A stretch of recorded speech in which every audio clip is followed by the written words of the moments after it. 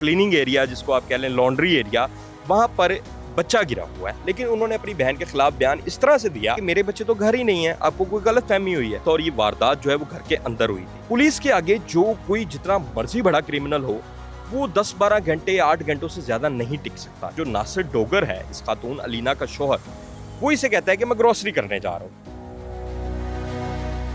अस्सलाम वालेकुम, मैं हूं अतीका सफदर। आप देख रहे हैं जेडी न्यूज़। वेलेंशिया केस में बड़ा ब्रेक थ्रू।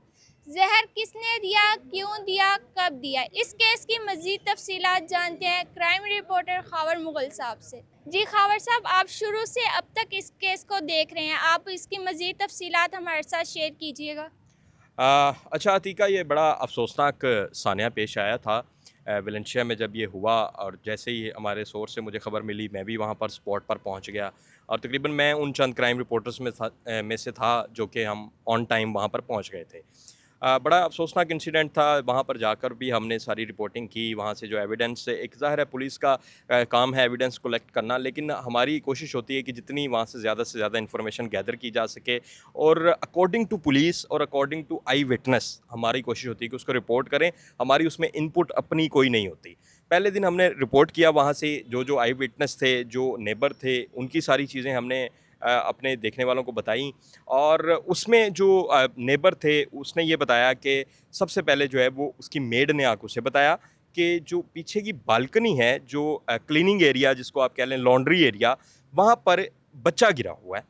ये वहाँ पर मेड जो है वो अपने ऑनर को बताती है, जो बिल्कुल नेक्स्ट डोर वाला घर है।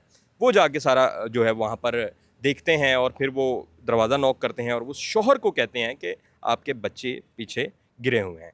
तो शौहर का ये बयान था, फर्स्ट जो रिएक्शन था, उसमें वो ये कहता है कि मेरे बच्चे तो घर ही नहीं है, आपको कोई गलतफ़हमी हुई है। जिस पर दोबारा ये वावेला होता है। ये सारी चीज़ें मैं इन डिटेल इसलिए नहीं बता रहा, ये चीज़ें हम पहले बता चुके हैं। उसके बाद पुलिस वहाँ पर पहुँचती है, रिस्पॉन्ड करती है। रिस्पॉन्ड करने के बाद बयानात में तज़ाद देखा जाता है। बयानात में तज़ाद की बुनियाद और जो आई विटनेस होते हैं, नेबर होते हैं, उन बयानात को मद्देनज़र रखते हुए, क्योंकि इस फैमिली का कोई और मेंबर घर का हिस्सा नहीं था और ये वारदात जो है वो घर के अंदर हुई थी। तो पहला जो सस्पेक्ट होता है हमेशा इस तरह के क्राइम केसेस में, वो जो बच जाता है वही होता है। आपको अगर याद हो तो इछरा में जो केस हुआ था, 3 बच्चों को एक माँ ने अपने लखते जिगरों को कत्ल कर दिया था। ये कोई ज़्यादा पुराना इंसिडेंट नहीं है।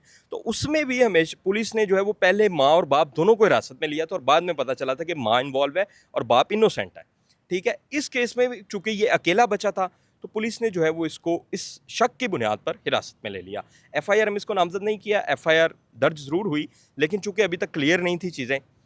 उसके बाद इसको जो ये जो सारी चीज़ें मैं आपको बता रहा हूँ, ये कोई मैं अपने से नहीं बता रहा, ये पुलिस इन्वेस्टिगेशन का हिस्सा है। पुलिस सोर्सेज या ऑफिशियल्स या जो भी हमारे सोर्सेज होते हैं, ज़राए से कुछ चीज़ें आती हैं, कुछ ऑफिशियली आती हैं, वही हम शेयर करते हैं। हम अपने से कुछ कह नहीं सकते, क्योंकि हमारा काम है चीज़ को रिपोर्ट करना, ना कि हमारा इसके ऊपर तज्जिया देने का कोई है या जिसने भी किया। अच्छा, उसके बाद होता यह है कि इसको जब हिरासत में लिया जाता है, रात कोई गालबन 11-12 बजे के करीब इसको मूव किया जाता है और मूव करके ये ले जाते हैं इसको थाना फैसल टाउन में। इंसिडेंट वेलेंशिया टाउन का है, थाना काना लगता है, लेकिन वो इस वजह से वहाँ पर नहीं लेके जाते, आपको पता है, मीडिया से बचाने के लिए, क्योंकि पुलिस जो है वो इस केस में वैसे ही मीडिया से बात नहीं कर रही थी। तो फैसल टाउन लेके जाते हैं। फैसल टाउन में जो मेरे सोर्सेज हैं उन्होंने बताया कि वहाँ पर डीआईजी ऑपरेशन, एसएसपी जो अब चेंज भी हो गए उस वक्त के, वो फिर एसपी, ये सारे जो है वहाँ पर एक पूरा पैनल बैठता है और वो इस शख्स से तफ्तीश शुरू करता है। पुलिस के आगे जो कोई जितना मर्जी बड़ा क्रिमिनल हो, वो 10-12 घंटे 8 घंटों से ज़्यादा नहीं टिक सकता, क्योंकि पुलिस के पास बहुत से हरबे होते हैं। लेकिन ये चूंकि एक क्रिमिनल रिकॉर्ड का बैकग्राउंड तो नहीं था इसका, एक ये जो भी किया, अगर इसने खुद किया या जो भी, वो तो आगे चल के हम बताते हैं कि हुआ क्या। तो इससे जब तफ्तीश की जाती है तो पुलिस को चीज़ें काफ़ी हद तक क्लियर होना शुरू हो जाती हैं कि he is not involved in this case. उसके बाद ज़ाहिर है उस पे हतमी फ़ैसला नहीं किया जाता। जो इस तरह के क्राइम केसेस होते हैं उसमें सबसे ज़्यादा जो इम्पोर्टेंट होता है वो पोस्टमार्टम रिपोर्ट होती है और फोरेंसिक एविडेंस होते हैं। वहाँ से जो फोरेंसिक की तमाम तर टीमें होती हैं, इन्वेस्टिगेशन की टीमें होती हैं, वो तमाम तर जितने भी एविडेंस होते हैं वो कलेक्ट कर लेती हैं। जो एविडेंस कलेक्ट किए जाते हैं उसमें कुछ खाने के सैंपल्स होते हैं, क्योंकि इनिशियली ये पता चल जाता है कि ये, क्योंकि खातून ने खुद बाहर चला कर जो बयान दिया है कि मेरे बच्चों को खा गया, मेरे बच्चों को खा गया, क्योंकि इनिशियली तौर पर ये चीज़ कन्फर्म हो जाती है कि जहर मिला हुआ है। उसके बाद वहाँ से तमाम तरह एविडेंस इकट्ठे किए जाते हैं, जिसमें हलवा पूड़ी का मटेरियल पड़ा हुआ था, चने थे और हलवा था, और साथ में को मीठे चावल थे और आइसक्रीम थी। ये 4 चीज़ों के वहाँ से सैंपल जो हैं वो कलेक्ट कर लिए जाते हैं। सैंपल कलेक्ट करने के बाद इनिशियली ज़ाहिर है जब तक फोरेंसिक एविडेंस नहीं आते तो यही कहा जा रहा था कि शायद चावलों में ज़हर मिला या चनों में मिला। लेकिन जब फोरेंसिक एविडेंस आए, फोरेंसिक में काफ़ी चीज़ें क्लियर हो जाती हैं, तो पता चलता है कि आइसक्रीम के अंदर ज़हर मिला है। अब जो ये शौहर है, जो पुलिस इन्वेस्टिगेशन में चीज़ें साबित हुई हैं, और इसकी सीसीटीवी फुटेजेस भी पुलिस के पास मौजूद है। पता नहीं पुलिस क्यों डिले कर रही है और अभी तक इस केस में प्रेस कॉन्फ्रेंस नहीं की गई। प्रेस कॉन्फ्रेंस करेगी तो ऑब्वियसली वो सीसीटीवी फुटेजेस भी पब्लिक हो जाएंगी। अगर हमारे पास पहले आ गई तो हम भी लोगों को दिखा देंगे। होता यह है कि 6:10 शाम, यानी 6:10 पर जो नासिर डोगर है, इस खातून अलीना का शौहर, वो इसे कहता है कि मैं ग्रोसरी करने जा रहा हूँ। वो ग्रोसरी करने के लिए करीबी स्टोर पे जाता है। 6:10 पर वो तकरीबन घर से निकलता है, 1-2 मिनट आगे पीछे हो सकते हैं, और 7:43 पे वो वापस आता है। इस दौरान ये सारा इंसिडेंट हो जाता है। कमोबेश 1.5 घंटे वो घर से बाहर रहता है, और वापसी वो वाकई ही ग्रोसरी करके आता है। इसकी भी तस्दीक हो गई है पुलिस राय से और सीसीटीवी फुटेज में भी। और इवन वो रिक्शे में आता है ग्रोसरी का सामान लेके। ग्रोसरी का सामान वो घर में मुंतकिल करता है। जैसे ही वो अंदर जाता है तो वो पहले सबसे अपनी बीवी से पूछता है कि बच्चे किधर हैं। तो अलीना उसे बताती है, जो कि पहले ही अब नॉर्मल सी हुई थी, ज़ाहिर है उसने खुद भी वो आइसक्रीम खा ली थी जिसमें ये जहर मिला था। तो अलीना बताती है कि बच्चे जो हैं वो फातिमा, इनकी गालबन कज़न है या इसकी वालदा की या बच्चों की जिसकी भी है, वो फातिमा के साथ जो है वो मूवी देखने गए हैं। तो उसका शौहर कहता है कि तुमने फातिमा के साथ क्यों भेजा, हम भी चलते हैं, हम भी जाके मूवी देखते हैं। इसी दौरान जो है वो दस्तक होती है, और दस्तक होके वो फिर सारा जो आगे सिनेरियो क्रिएट हुआ।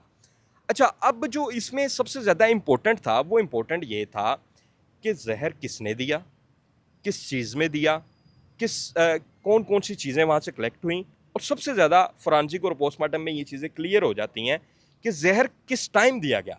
ये भी बड़ा इंपॉर्टेंट है, ठीक है। फिर जहाँ जिस चीज़ में जहर आया था, वो कोई पूड़ी थी या कैप्सूल जो भी था, वो भी उसका भी वहाँ से चीज़ें उठा ली गई थी। वो फोरेंसिक वालों ने उसको कलेक्ट कर लिया था। उसके ऊपर फिंगरप्रिंट्स जो हैं वो बड़े इंपॉर्टेंट थे। ये टेक्निकल चीज़ें थी जो कि पुलिस जो है वो तफ्तीश कर रही थी अपनी, और फोरेंसिक एविडेंस में जब फोरेंसिक की रिपोर्ट आई तो उसमें काफ़ी हद तक चीज़ें क्लियर हो गई। ये पुलिस कह रही है, हम अपने से नहीं कह रहे, मैं बार बार ये बात कर रहा हूँ। उसमें जो है वो फिंगरप्रिंट्स जो हैं वो हमारे जो सोर्सेज बताते हैं, वो जो कैप्सूल था उस पे खातून के फिंगरप्रिंट्स आए हैं, शौहर का कोई फिंगरप्रिंट नहीं मिला। और जो खाना इन्होंने खाया, जो फोरेंसिक रिपोर्ट आई है, उसमें जो चीज़ आई है, वो खाना ऑलमोस्ट इन्होंने 6:30 से 40 मिनट के दरमियान खाया है। यानी उस टाइम शौहर नहीं था। जो आइसक्रीम इन्होंने खाई वो 6:30 से 40 मिनट के दरमियान खाई। उस वक्त शौहर वहाँ पर नहीं था। एक चीज़ क्लियर हो गई। दूसरी चीज़ थी कि जो फिंगरप्रिंट्स थे उस चीज़ पे जिसकी वजह असल बनी, जो मिलाई गई आइसक्रीम के अंदर, वो फिंगरप्रिंट्स जो हैं वो नासिर के नहीं आए। वो खातून अलीना जो मतवफ़ी हैं उनके आए, जो बच्चों की माँ हैं। उसके बाद पुलिस के लिए ये इम्पोर्टेंट था कि ये कहाँ से ख़रीदा गया, कैसे लाया गया, आया अमेरिका से लाए, आया पाकिस्तान से लाए। इसकी जब तफ्तीश होती है तो वो खातून के फ़ोन की एक्सेस लेते हैं। खातून के जब फ़ोन की एक्सेस मिलती है तो पता चलता है इस खातून की अपने किसी दोस्त या कोई रिश्तेदार है, गालबन अभी इस चीज़ की तस्दीक नहीं हो सकी कि वो दोस्त हैं या रिश्तेदार है। कुछ कह रहे हैं रिश्तेदार है, कुछ तस्दीक है, क्योंकि पुलिस इसमें चीज़ें उस तरह से क्लियर नहीं बता रही। इसकी चैट जो है वो पुलिस पढ़ती है वहाँ से। इसका उस बंदी या बंदे के साथ रब्ता था, और उसने इसको जो है वो पॉइज़न प्रोवाइड किया। वो जब पॉइज़न प्रोवाइड किया, उस बंदे तक भी पुलिस पहुँच चुकी है, और पुलिस जो है वो उससे भी तफ्तीश कर रही है। अब एक तो उसका बयान बड़ा इंपॉर्टेंट है। दूसरा, इस केस में जो सबसे पहले जो तफ्तीश का रुख बदला, वो उस खातून अलीना की बहनों के बयानात बहुत, ज़ाहिर है वो अपनी बहन के खिलाफ तो बयान नहीं देंगे।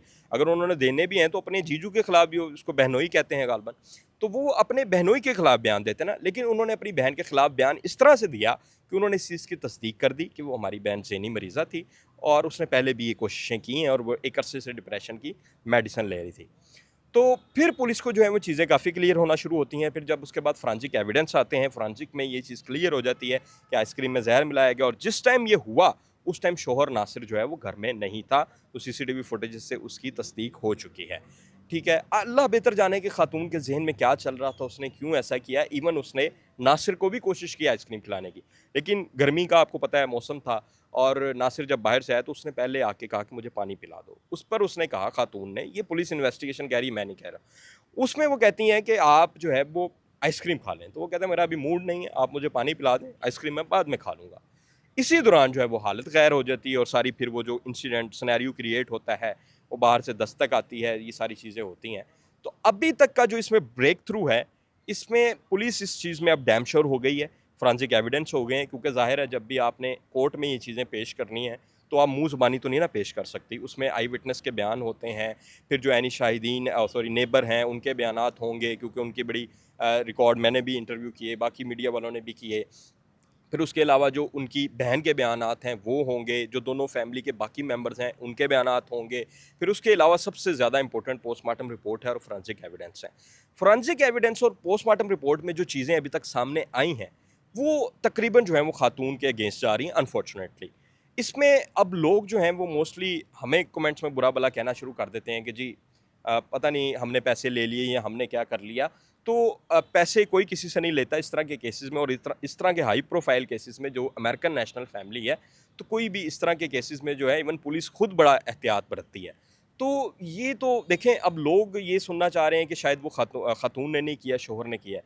लेकिन मैं एक चीज़ यहाँ पर कहूँगा, क्योंकि अभी पुलिस इन्वेस्टिगेशन में ये चीज़ तकरीबन 99% क्लियर हो चुकी है कि खातून ने ही ये सारा काम किया है। तो आप ये देखें कि एक खातून के 3 बच्चे चले गए, वो खुद चली गई, ठीक है, और एक शौहर के ज़ाहिर है 3 बच्चे चले गए और उसकी बीवी चली गई। अब आप ये देखें कि उस बाप पे क्या गुज़र रही होगी, उस पे भी तो अच्छी नहीं ना गुज़र रही होगी। ज़ाहिर है उसने सारी उम्र लगा दी, 2008 में वो अमेरिका गया। कौन करता है किस तरह की जवान औलाद, और बच्चों की उम्रें भी अच्छी भली थी, कोई एक बच्चे की 9 साल और एक की 11 साल और एक की 17 साल उम्र थी, मतलब एक बच्चा तो जवान ही था तकरीबन।